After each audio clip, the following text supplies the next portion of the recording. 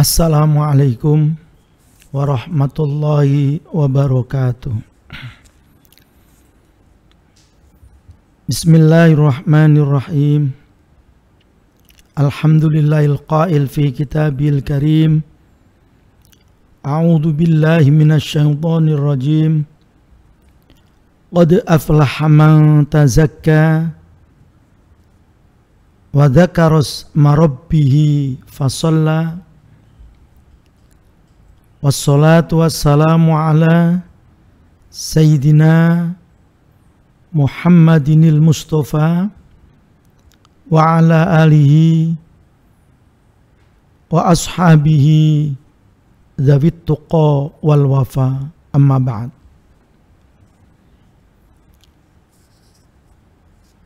Yang saya hormati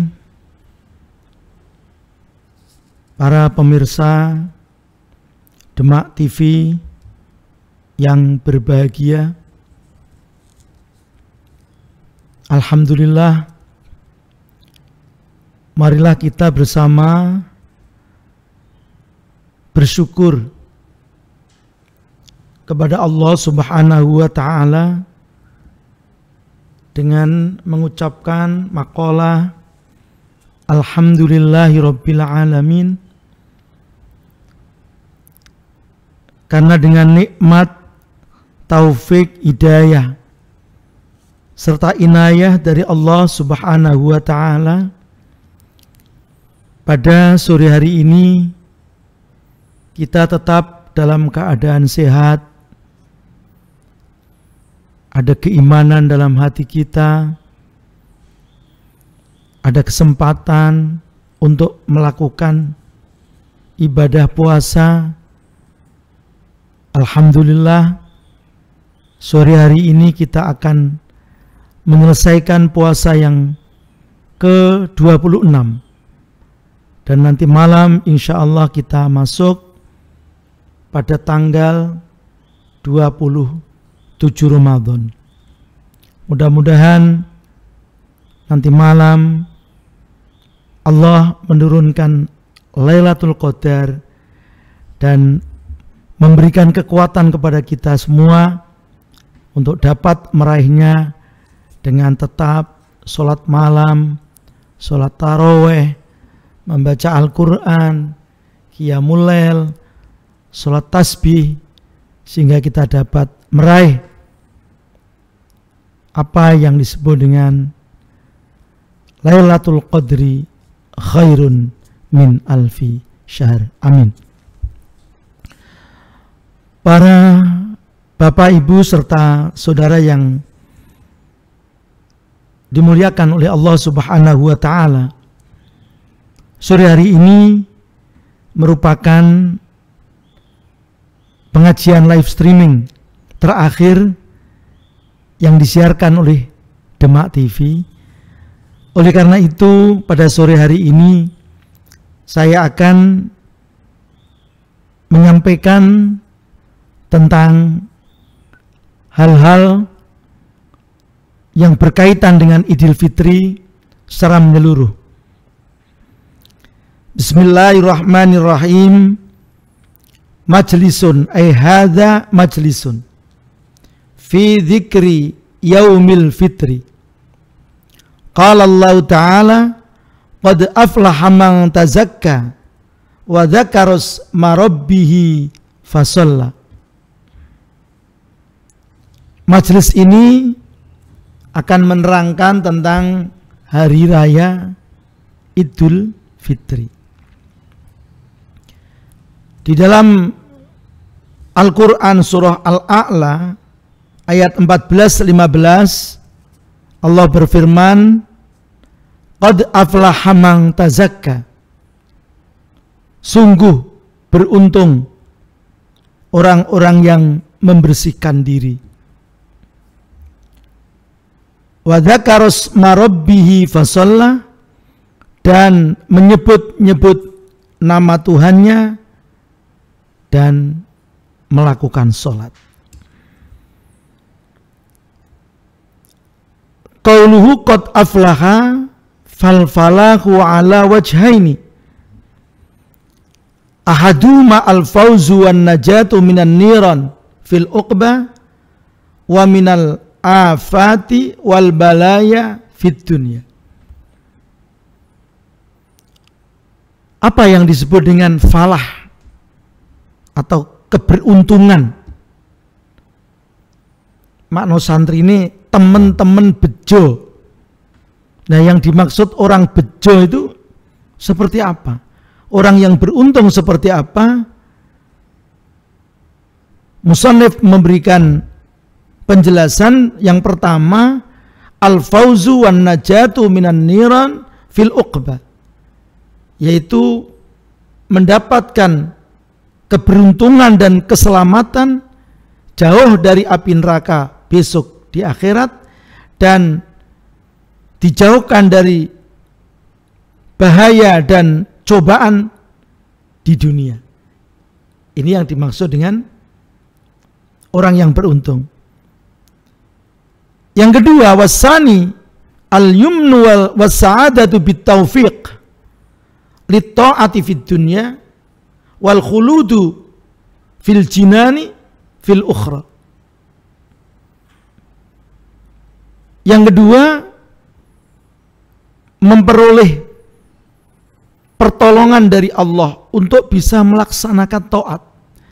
Jadi kita melakukan ibadah, melakukan taat kepada Allah ini semata-mata karena pertolongan Allah. Sehingga di dunia ini kita mendapatkan kebahagiaan, mendapatkan keberuntungan karena mendapatkan pertolongan dari Allah untuk bisa taat. Dan kemudian di akhirat nanti kita akan mendapatkan surga yang abadi. Itulah yang disebut dengan al-falah. Maka qad aflaha, sungguh beruntung, artinya di dunia diberikan pertolongan oleh Allah untuk bisa melaksanakan taat, dan di akhirat mendapat surga yang kekal dan abadi. Siapa? Man tazakka. Ulama memberikan tafsir apa yang disebut dengan man tazakka.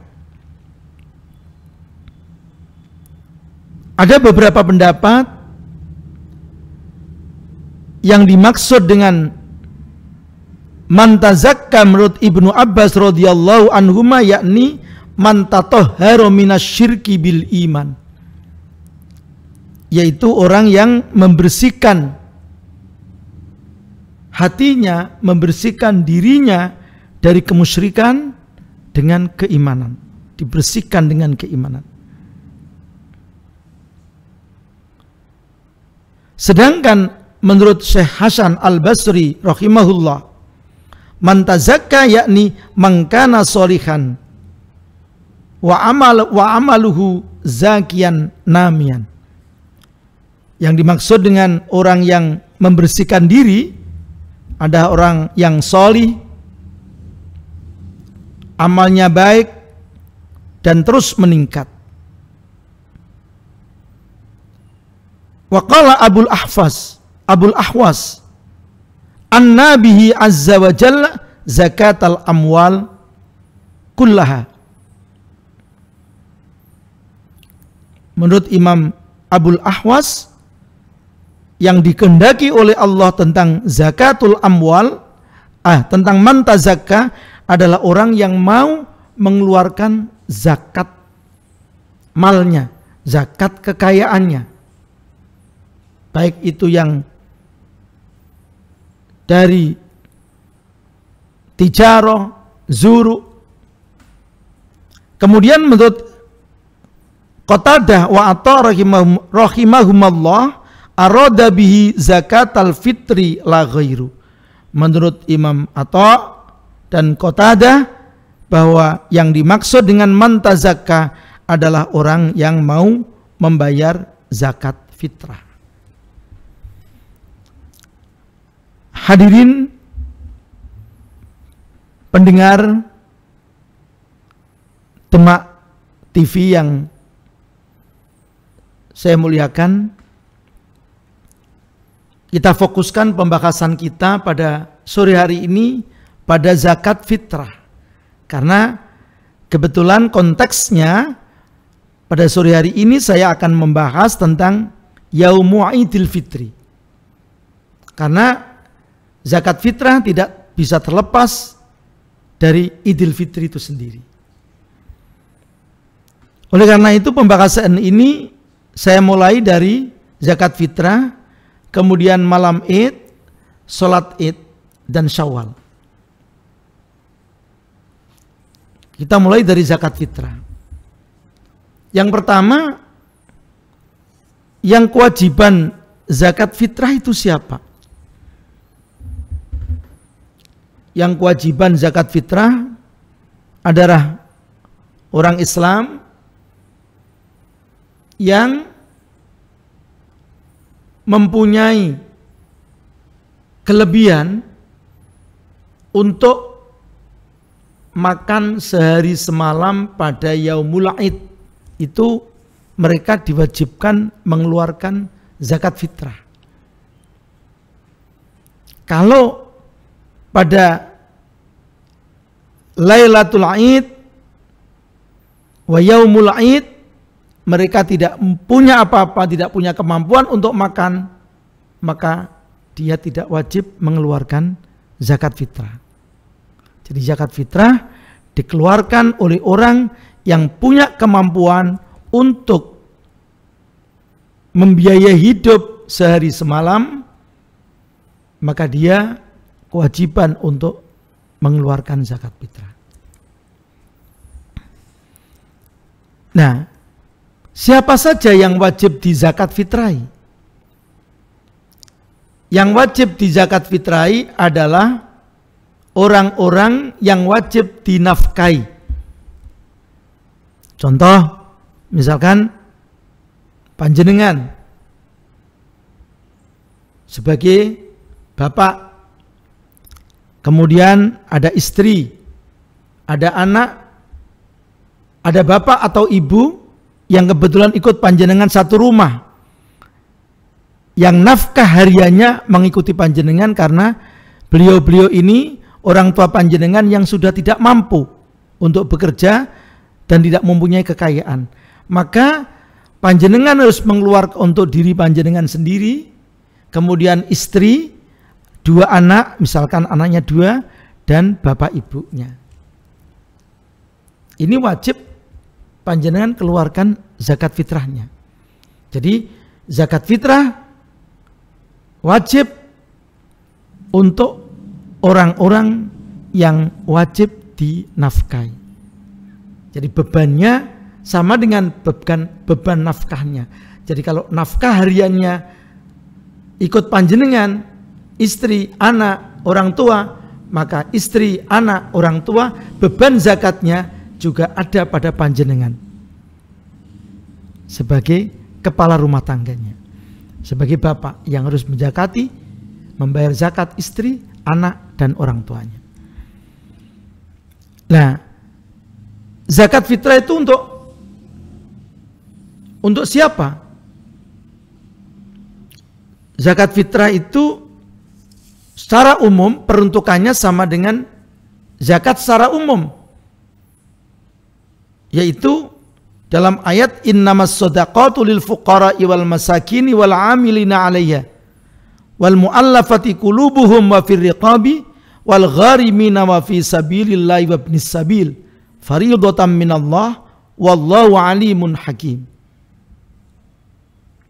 Jadi zakat itu secara umum itu untuk orang fakir, miskin, amil atau panitia zakat yang dibentuk oleh pemerintah atau dalam hal ini Kemenak, kemudian mu'alaf, orang yang baru masuk Islam, kemudian rikob, kalau di sini nggak ada rikob karena rikob ini budak, kemudian orang yang banyak hutangnya sehingga dia nggak punya kemampuan, kemudian sabilillah, orang-orang yang memperjuangkan agama Allah,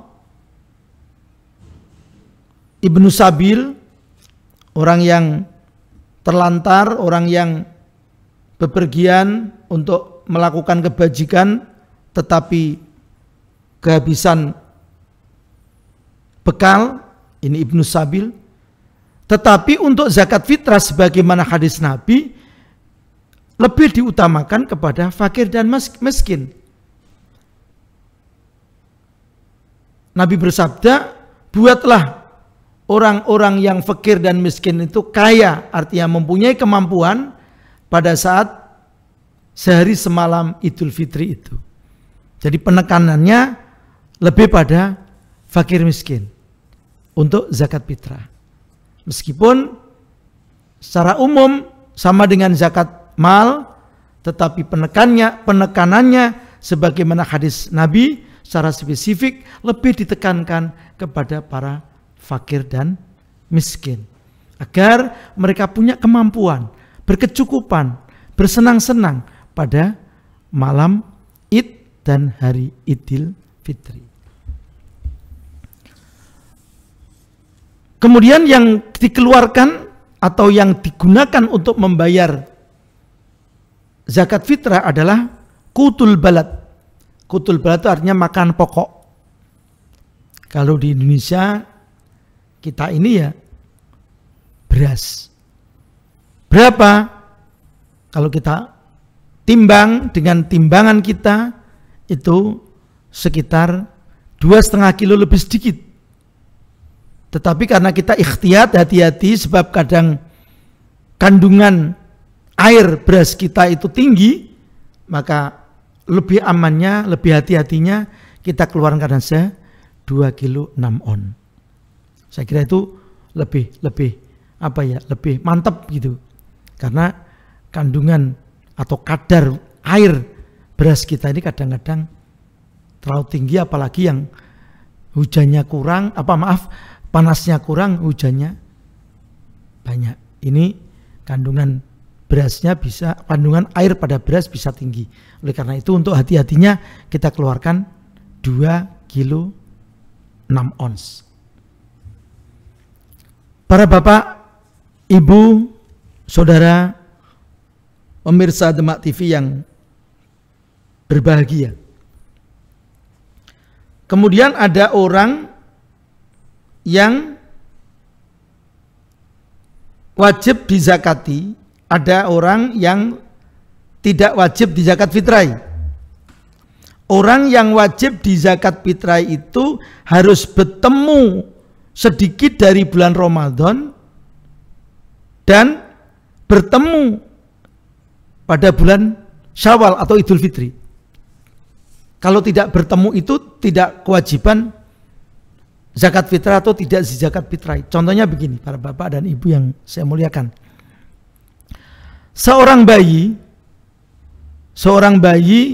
lahir. Kalau lahirnya dia itu sebelum maghrib, akhir Ramadan, sebelum maghrib, jadi nanti malam Idul Fitri, insya Allah nanti Idul Fitrinya Ahad kelihatannya. Ahad misalkan ya. Jadi Sabtu sore jam 5 bayi itu lahir. Maka bayi itu wajib di zakat fitrah. Karena dia sudah masuk dalam akhir Ramadan. Tetapi kalau bayi itu lahir setelah maghrib, misalkan jam 7 malam dia lahir, maka dia tidak wajib di zakat fitrah. Karena dia hanya masuk pada bulan Syawal tapi tidak masuk pada bulan Ramadan. Jadi bayi yang lahir sebelum maghrib itu wajib di zakat fitrahi, tetapi bayi yang lahir setelah ghurubus syams atau setelah maghrib tidak wajib di zakat fitrahi. Sebaliknya orang yang meninggal, para bapak dan ibu, kalau orang meninggal itu sebelum maghrib sudah meninggal, maka dia tidak wajib di zakat fitrah karena dia orang menangi bodoh. Dia tidak masuk hari raya. Dia sebelum maghrib meninggal atau jam 5 meninggal, maka tidak wajib dizakat fitrahi karena dia tidak masuk hari raya. Tetapi kalau dia meninggalnya jam 7 malam, maka masih wajib di zakat fitrahi karena dia masuk pada akhir Ramadan dan awal Syawal. Jadi kebalikannya. Jadi kalau bayi lahir sebelum maghrib wajib di zakat fitrahi, setelah maghrib tidak wajib di zakat fitrahi. Dan sebaliknya kalau orang yang meninggal sebelum maghrib tidak wajib di zakat fitrahi, tetapi kalau meninggalnya setelah maghrib wajib di zakat fitrahi. Intinya berarti masuk kedua-duanya, baik akhir Ramadan maupun awal Syawal. Para bapak dan ibu yang dimuliakan oleh Allah. Kemudian waktu zakat fitrah itu sejak terbenamnya matahari Yaumul Aid sampai imam naik ke mimbar, atau dapat dikatakan sampai selesainya sholat Id. Jadi misalkan besok itu hari rayanya hari Ahad, berarti malam Ahad habis maghrib itulah waktu mulai diperbolehkannya zakat fitrah. Diperbolehkannya zakat fitrah. Kemudian terus sampai kepada fajar habis subuh kita masih diberi kesempatan untuk zakat fitrah. Nah, nanti pada saat sholat Id atau selesai sholat Id sudah tertutup. Kalau ada orang yang ketinggalan misalkan zakat fitrahnya sampai setelah sholat Id baru membayar zakat fitrah, itu bukan zakat fitrah, itu adalah sedekah biasa, tidak bisa menggantikan zakat fitrah. Para bapak, ibu, dan seluruh pemirsa Demak TV yang berbahagia, zakat fitrah itu posisinya adalah sebagai pembersih, penambal, dan menyempurnakan puasa.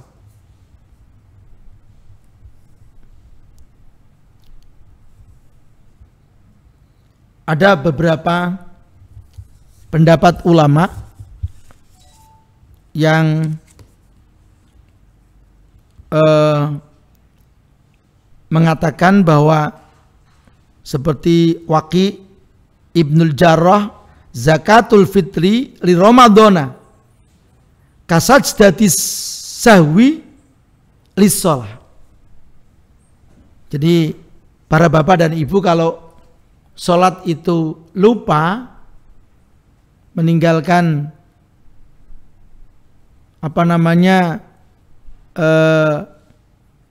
sunat ab'ad seperti lupa membaca kunut, lupa tahiyat awal, atau ragu-ragu sholat saya ini 4 atau masih 3 kemudian tambah lagi 1. Nah ini kan disunahkan untuk sujud sahwi. Nah, sujud sahwi ini sebagai penambal dari kekurangan sholat kita. Nah, zakat fitrah ya seperti itu.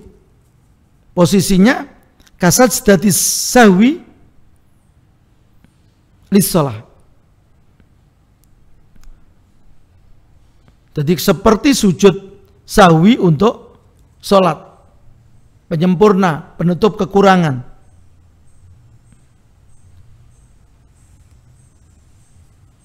Kemudian ada juga pendapat wafarodo Rasulullah sallallahu alaihi wasallam zakat al-fitri tuhratan lis-shaimi minar rafati faka'annaha jibranun lis-shaimi lima dakhalahu minan nuqsan bil athami minal lagwi war rafat wal kadhib wal ghibah wan namimah wa aklis syubhat. Rasulullah sallallahu alaihi wasallam mewajibkan zakat fitrah ini untuk membersihkan orang yang puasa dari hal-hal yang kotor atau hal-hal yang jelek. Seakan-akan zakat fitrah ini sebagai penambal bagi orang yang puasa atas kekurangan-kekurangan yang dialami pada saat dia puasa. Ya, seperti masih melakukan dosa, kemudian kadang dusta, gunjing, ngerasani wong, ya, adu domba, makan makanan yang tidak jelas halal haramnya. Nah, ini kita diwajibkan untuk membayar zakat fitrah oleh Rasulullah sallallahu alaihi wasallam. Ini untuk membersihkan puasa kita, agar puasa kita bersih dan diterima oleh Allah Subhanahu wa ta'ala. Jadi sayang kalau kita sampai tidak membayar zakat fitrah, atau kita saking euforianya menyambut Idul Fitri kita lupa membayar zakat fitrah. Masya Allah, ini rugi sekali. Karena bagaimanapun juga kita akui bahwa puasa kita ini masih puasanya orang yang awam, masih banyak tercampur ghibah. Kadang kita menggunjing orang, rasani orang, adu domba sana sini, provokasi dan macam-macam. Kita tidak bisa fokus pada puasa kita. Kita masih sering membayangkan yang seharusnya tidak kita bayangkan pada saat kita puasa. Itu semua mengurangi pahala dari puasa kita, dan itu semua mengurangi kesempurnaan daripada puasa kita, Bapak dan Ibu. Oleh karena itu, bayarlah zakat fitrah. Berikan kepada fakir miskin, biar mereka senang di hari yang bahagia itu. Biar puasa kita sempurna, diterima oleh Allah Subhanahu wa ta'ala, dan kita akan mendapat la'allakum tattaqun sebagai orang yang muttaqin. Amin. Allahumma amin. Para Bapak, Ibu, pemirsa Demak TV yang berbahagia, qad aflaha man tazakka. Tadi kita mengikuti pendapat bahwa yang dimaksud adalah zakat fitrah sudah kita laksanakan. Yang kedua, wa dzakaros marabbih, menyebut-nyebut nama Allah, nama Tuhannya. Apa itu? Takbir. Kita disunahkan untuk memperbanyak takbir, dan pada Idul Fitri takbir disebut dengan takbir mursal. Artinya takbir mursal adalah takbir yang dilepas di mana-mana, tidak hanya dilakukan pada setelah sholat fardu, sebagaimana takbir muqayyad yang ada pada Idul Adha, para Bapak dan Ibu. Kalau Idul Adha itu kesunahan takbirnya hanya setelah sholat fardu. Tetapi kalau Idul Fitri takbirnya dilepas, dicolke. Artinya dimanapun kita sambil jalan membaca Allahu Akbar, Allah. Tapi untuk tahun ini, Idul Fitri kali ini, karena kondisi COVID-19 atau corona yang masih belum bersahabat, belum mau pergi dari bumi kita, dari negeri kita, dari tanah kita, kita sementara tidak usah melakukan takbir mursal yang bersifat apa ya istilahnya pawai, karnaval. Tidak usah. Ya kita tetap takbir, kita komandangkan takbir di musola, di masjid, tetap menggunakan apa namanya protokol kesehatan. Kita tetap menggunakan masker, kita tetap menggunakan physical distancing, Kita tidak usah berjabat tangan lebih dahulu. Kita akan masuk masjid, masuk musola, kita cuci tangan. Mic yang kita pegang kita semprot dengan hand sanitizer. Jadi biar semuanya safe, aman. Baru kita bertakbir, bersemangat, tidak apa-apa. Mari kita takbir di musola, di masjid dengan tetap kita berpegang dan melaksanakan protokol kesehatan. Kita boleh di depan rumah sambil jalan. Di mana-mana kita bertakbir, tidak harus berkeliling dengan menggunakan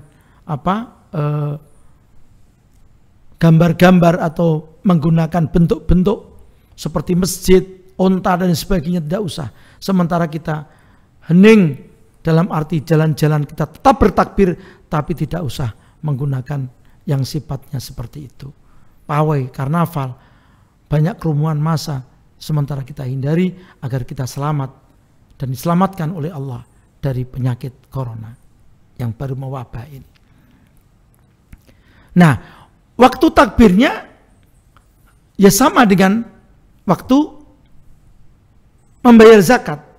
Kesunatan takbir pada saat Idul Fitri itu disunahkan sejak terbenamnya matahari malam Idul Fitri dan terakhir pada setelah sholat Id selesai, sudah tidak disunahkan lagi.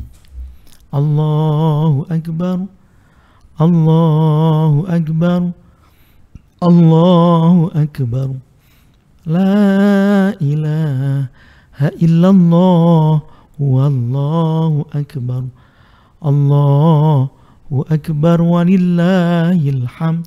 Kita kumandangkan di mana-mana.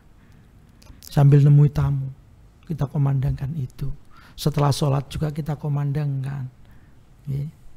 Habis makan kita kumandangkan. Berkumpul dengan keluarga kita kumandangkan. Di gang-gang kita kumandangkan. Monggo. Asal kita hindari kerumunan massa. Kita hindari karnaval lebih dulu, pawai lebih dulu. Kita hindari itu.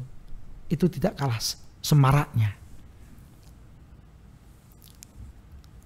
Para bapak, ibu, pemirsa Demak TV yang dimuliakan oleh Allah Subhanahu wa ta'ala. Selanjutnya tentang sholat Idul Fitri. Sholat Idul Fitri sebagaimana sholat Jumat, yaitu sholatnya 2 rakaat dan kemudian khutbah 2 kali, khutbah ula, khutbah saniyah. Cuman bedanya kalau sholat Jumat itu khutbah dulu baru sholat, sedangkan sholat Idul Fitri itu sholat dulu baru khutbah.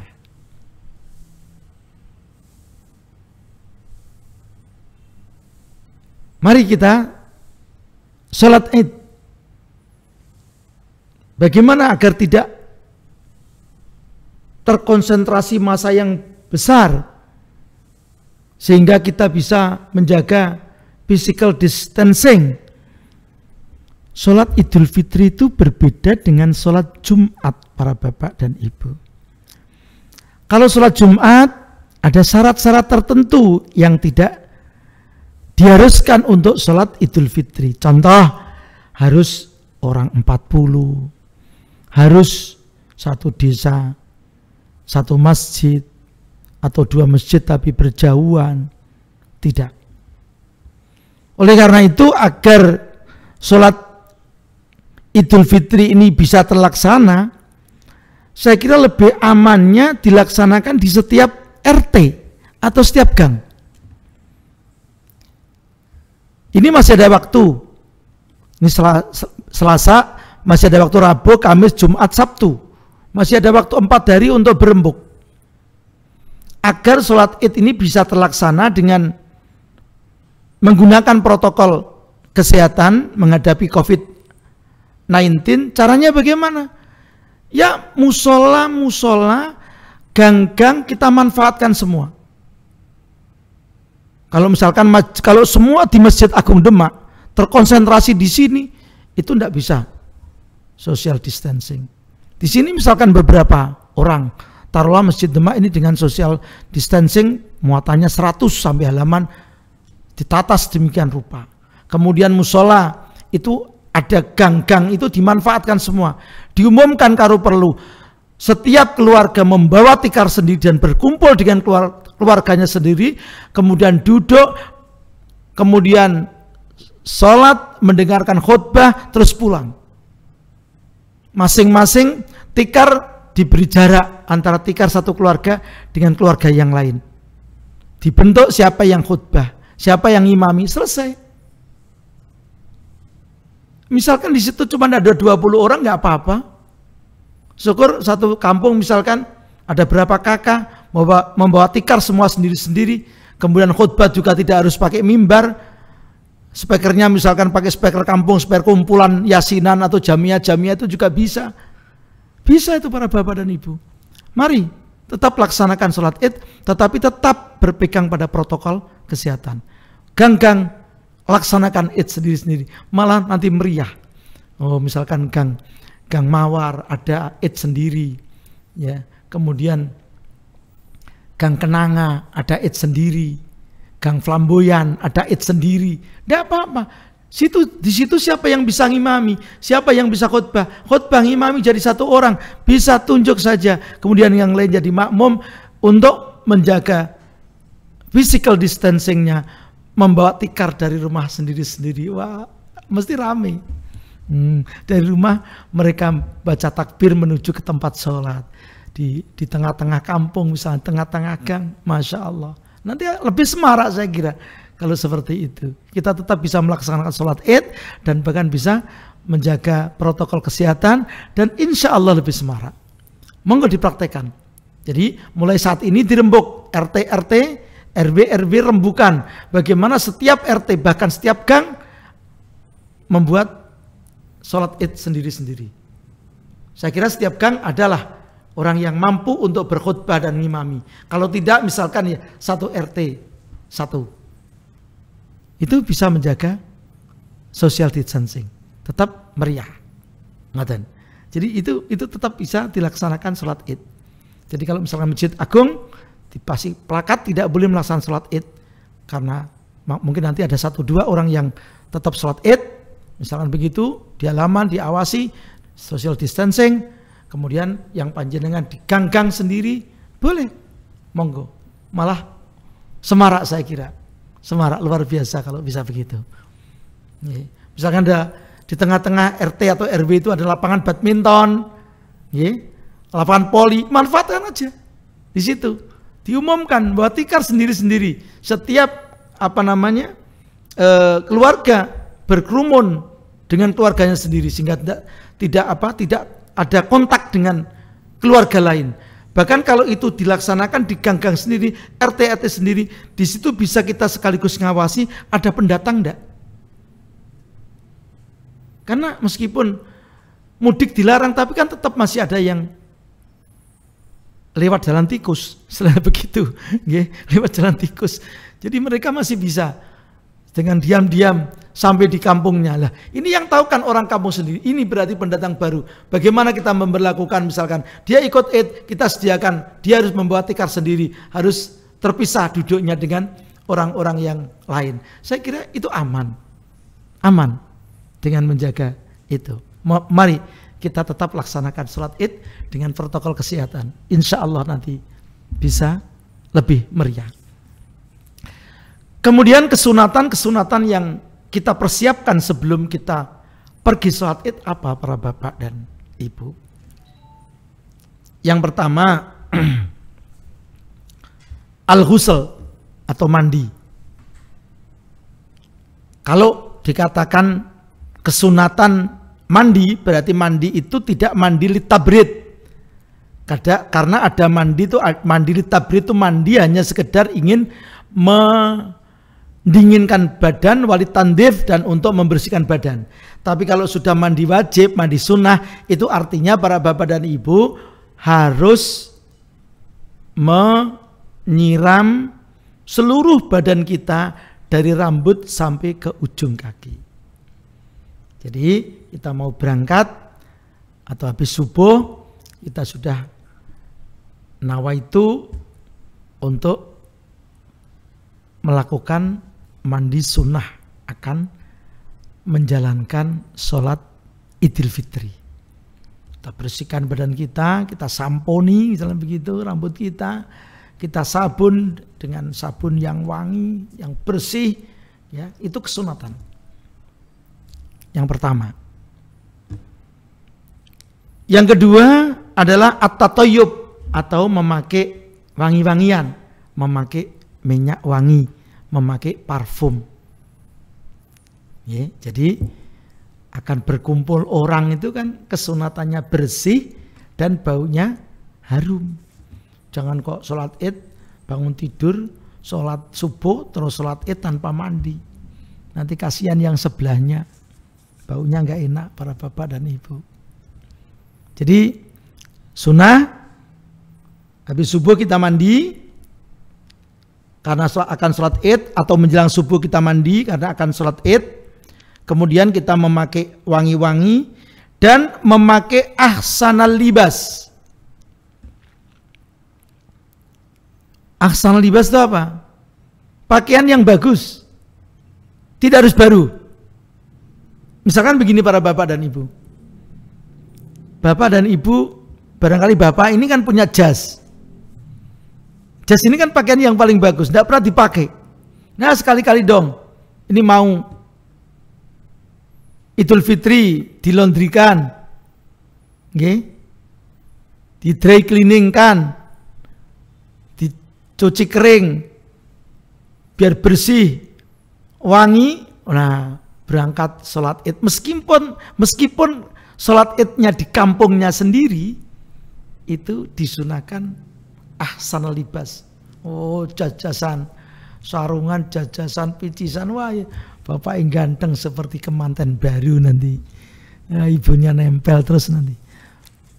Jadi ahsanal libas, mandi, pakai pakaian yang bagus, kemudian kita pakai parfum atau minyak wangi. Yang keempat adalah al-aklu qablal khuruj.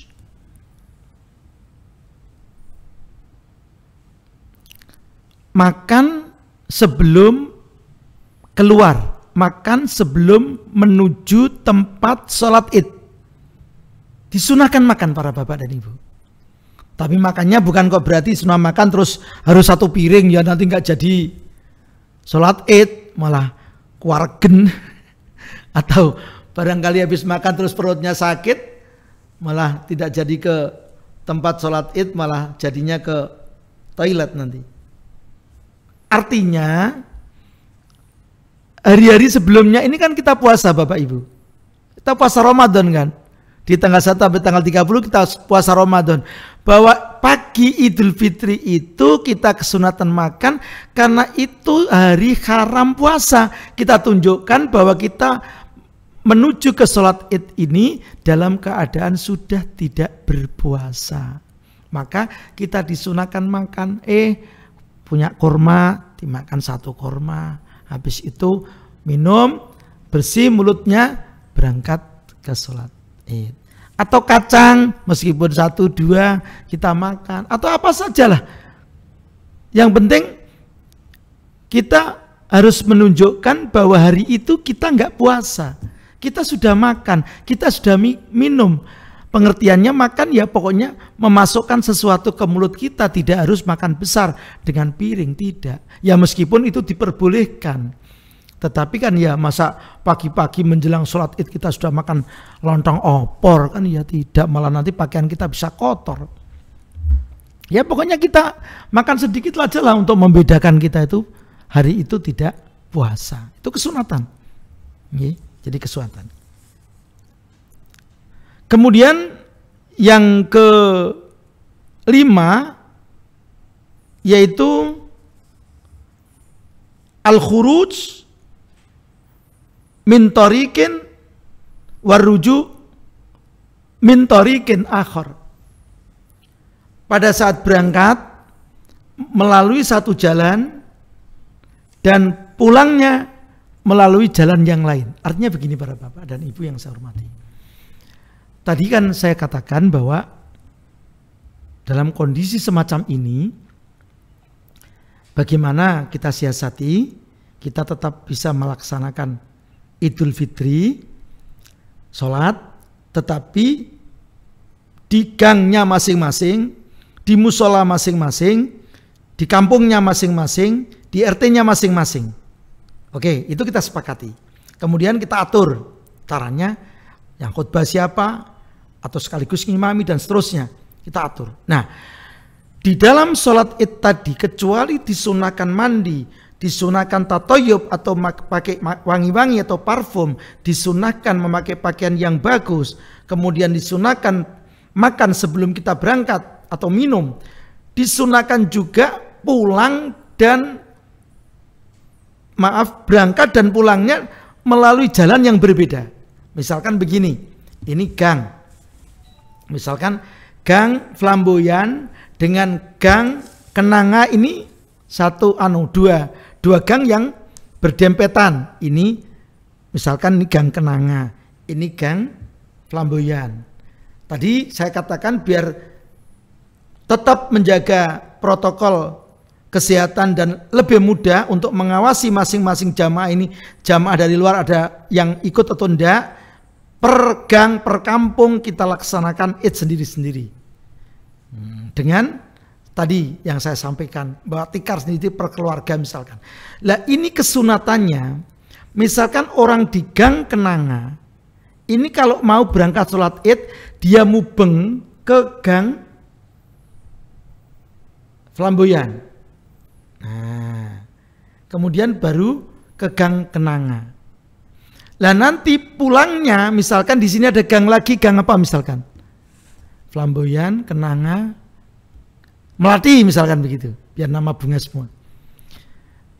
Nanti maka pulangnya nanti kita melewati gang yang lain untuk pulang ke rumah kita. Jadi meskipun rumah kita dengan tempat sholat ini dekat, jangan langsung jujuk begini, tapi kita mubeng set gitu, nanti pulangnya mubeng ke gang yang lain untuk sampai ke rumah. Dengan demikian itu terjadi simpang siur orang di jalan yang sangat ramai. Nah itu melebihi takbir mursal dengan menggunakan apa namanya rontek-rontek, menggunakan karnaval dan lain sebagainya. Ini luar biasa, subhanallah. Jadi ini kesunahan. Jadi Nabi itu kalau berangkat sholat id berangkat dan pulangnya melalui jalan yang berbeda. Maka kita coba nanti seperti itu. Nah, kita nanti segera rapat dengan RT RW buat teknis, masya Allah. Tetap Idul Fitri bahkan lebih semarak dari hari biasanya. Karena id biasanya, karena id biasanya terkonsentrasi di masjid-masjid besar, sekarang bisa kita pecah-pecah pelaksanaan itu di masing-masing gang, di masing-masing musola, di masing-masing lapangan lapangan apa namanya, badminton, lapangan voli, kita bisa gunakan itu. Ini agar kita lebih semarak. Nah, antara berangkat dan pulangnya berbeda jalan. Kemudian yang keenam yaitu sholat id itu sendiri 2 rakaat, ya, 2 rakaat diawali dengan 7 takbir pada rakaat yang pertama dan 5 takbir pada rakaat yang kedua. Para bapak dan ibu pemirsa Demak TV yang berbahagia, setelah acara Idul Fitri, sholat maksud kami, biasanya kita bersalam-salaman. Pada saat kondisi semacam ini, kita tidak usah bersalaman lebih dulu karena lebih menjaga kesehatan kita. Barangkali kita tidak mengatakan orang itu tidak bersih dari corona, tetapi barangkali orang itu bersalaman dengan orang yang lain bersalaman dengan orang lain. Begitu sambung menyambung sehingga kita tidak bisa memastikan apakah ini safe atau tidak. Oleh karena itu kita tetap memberikan tahniah atau katakanlah ucapan selamat dengan kita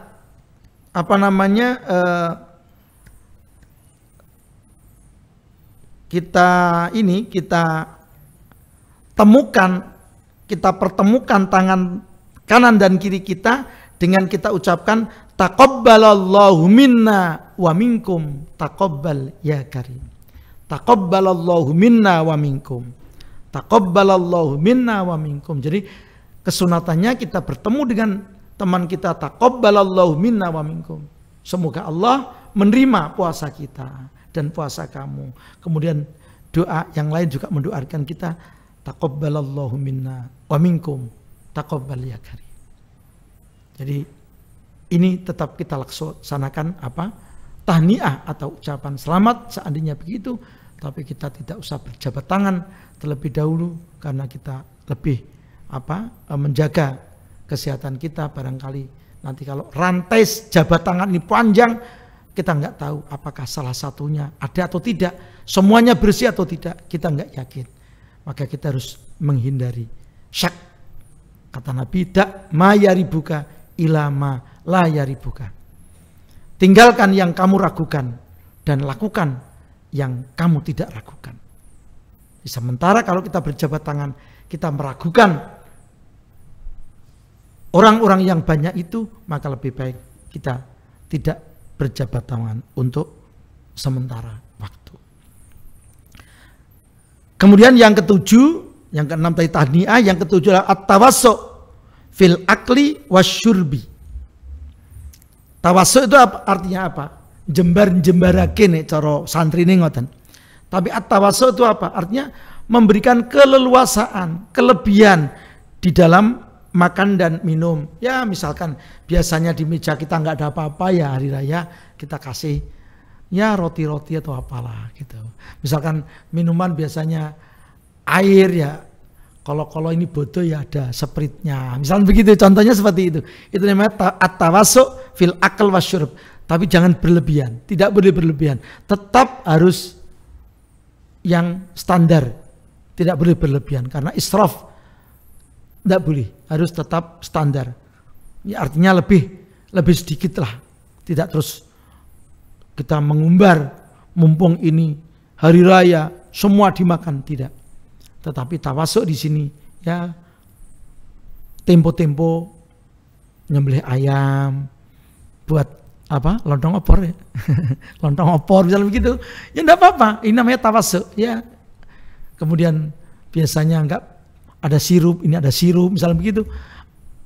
Es buah misalnya begitu. Ya, sederhana tetapi agak tawasuk, agak diluaskan sedikit. Atau agak diberikan kelonggaran, diberikan kesenangan, diberikan keleluasaan untuk makan dan minum dengan tidak berlebihan.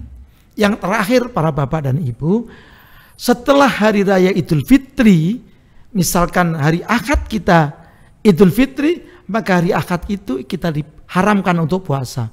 Tetapi ada kesunahan. Mulai hari Senin, Selasa, Rabu, Kamis, Jumat, Sabtu, kita disunahkan untuk puasa 6 hari.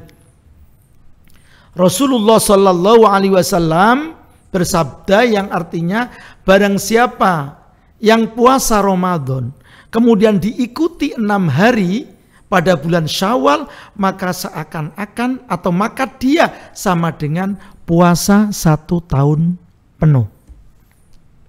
Logikanya bagaimana? Setiap kebajikan itu akan dibalas oleh Allah minimal 10 kali. Man jaa bil hasanati falahu asyru amthaliha. Barang siapa yang melakukan kebajikan, maka balasannya minimal 10 kali kebajikan itu. Nah, Kalau kita puasa 10 bulan para Bapak Ibu, kalau kita puasa 1 bulan Ramadan dikalikan 10, kan kita sama dengan puasa 10 bulan. Untuk 1 tahun masih kurang berapa? Masih kurang 2 bulan. Maka 6 hari kita puasa di bulan Syawal itu, kalau dikalikan 10 kan 60 hari. 60 hari sama dengan 2 bulan. Maka barang siapa yang puasa Ramadan kemudian diikuti 6 hari puasa di bulan Syawal, maka dia sama dengan puasa 1 tahun penuh. Karena yang 1 bulan dikali 10 menjadi 10 bulan, yang 6 hari dikali 10 sama dengan 60 hari 2 bulan. 10 bulan sama 2 bulan adalah 1 tahun. Maka orang tua-tua kita dulu ada istilah namanya bodo kupat. Ngoten lho. Jadi bodo kupat itu bodone orang yang mau puasa 6 hari di bulan Syawal. Lah panjenengan enggak puasa kok malah bodo kupat Syawalan tekan dindi, tekan Jeporo, tekan Moro Demak. Malah seneng-seneng buat apa lontong opor. Enggak puasa kok ikut bodo. Nggih. Itu namanya ya sabuane gak sarongan. Jadi itu sepertinya bodo kupat itu istilahnya orang tua-tua untuk memberikan bodo pada orang yang puasa 6 hari di bulan Syawal. Maka mari nanti setelah Idul Fitri 6 hari kita puasa, insya Allah kita sama dengan puasa 1 tahun. Demikian para bapak dan ibu pemirsa Demak TV yang berbahagia, saya Maskuri Abdullah, saya dari Wedung, pengasuh pesantren Rotul Jannah Wedung, mengucapkan selamat Hari Raya Idul Fitri. Ja'alanallahu wa iyyakum minal aidin al-faizin al-maqbulin kulla amin wa antum bi khair. Amin.